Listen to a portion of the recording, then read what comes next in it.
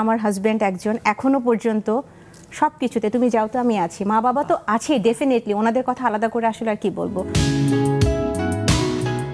বিভিন্ন ধরনের ইচ্ছে থাকে, হ্যাঁ, এক এক বয়সে এক এক রকম ইচ্ছে থাকে। যেমন আপনি কলেজে যখন পড়তেন, হ্যাঁ, দেখা যেত ছোটখাটো ইচ্ছে এগুলো আমাদের কাছে অনেক বড়, হ্যাঁ।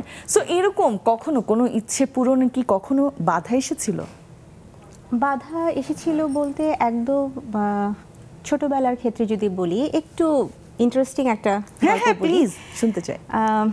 যখন খুবই ছোট, আমি ক্লাস 2-3 এমন হবে, আমার মনে আছে আমার ভাইয়া চশমা পরতো। তো আমি যেটা করতে, আমার আব্বুও চশমা পরেন, তো আমি যেটা করতাম যে পরীক্ষার প্রশ্ন থাকে না, ফার্স্ট টার্ম সেকেন্ড টার্ম পরীক্ষার যে প্রশ্ন, আমি আয়নার সামনে বসে বসে যেভাবে করে খবর পড়ে, তখন তো বিটিভি দেখতাম। বিটিভি ছাড়া তো আর কোনো টিভি চ্যানেল ছিল না তখন ছোটবেলায়।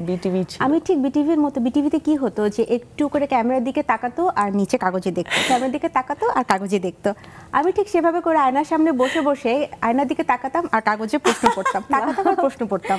খুব ইচ্ছে হতো যে আমি যদি খবর পড়তে পারতাম, এরকম খুব ইচ্ছে হতো ছোটবেলায়।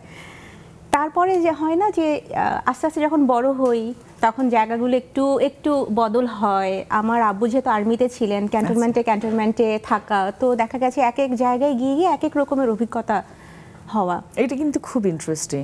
নতুন নতুন বন্ধু, কিন্তু এটা দুঃখেরও আছে, বন্ধুত্ব হতে হতেই শেষ, হতে হতেই দেখা গেছে যে বদলি চলে যেতে হবে, এরকম হয়। তো সেরকম আসলে বাধা বলতে ওরকম মানে ঠিক আটকে যাওয়া সেরকম ঠিক না, কিন্তু একটা কিছু কিছু জায়গায় যেটা আছে যে যেহেতু মেয়ে, আমি যখন আইসিএসআর স্কলারশিপ নিয়ে যখন ইন্ডিয়াতে পড়তে যাব, আমার আম্মু, বাধা সেটা বলবো না, কিন্তু একটা না গেলে ভালো এরকম, কারণ মেয়ে একা গিয়ে থাকবো ইন্ডিয়াতে, কিভাবে থাকবো না থাকবো, একটা টেনশন। আর যেটা খুবই যে আমাদের মেয়ের তখনও বিয়ে হয়নি, মেয়ের বিয়ে কবে হবে, বয়স হয়ে যাচ্ছে, মাস্টার্স কমপ্লিট করা একটা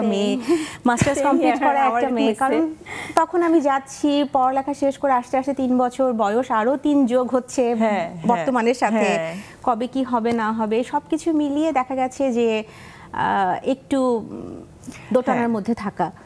কিন্তু আমার আব্বু ভাইয়া আম্মুকে বোঝালো, আমার সবকিছু বুঝিয়ে, তখন আমার ভাবি, এটা একটু আমাকে না বললেই না, আমি একটু আগে আমার হাজব্যান্ডের কথা বলেছি, আমার মা বাবা তো আছে ডেফিনেটলি, তার সাথে আমার ভাবি, মানে আমি এই মানুষটার কথা যদি বলি, এই মানুষটা এমন, আমি যদি মানে বাহিরে খুব কাউকে খুনও করে আসি, আমার ভাবিকে এসে যদি বলি, ও আমার সব কথা জানে, ও আমার পরিবারে আসার পর থেকে আমার জীবনে এমন কোনো ঘটনা নেই যা ও জানে না, ও আমার বন্ধু, ক্রাইম পার্টনার, এক্স্যাক্টলি।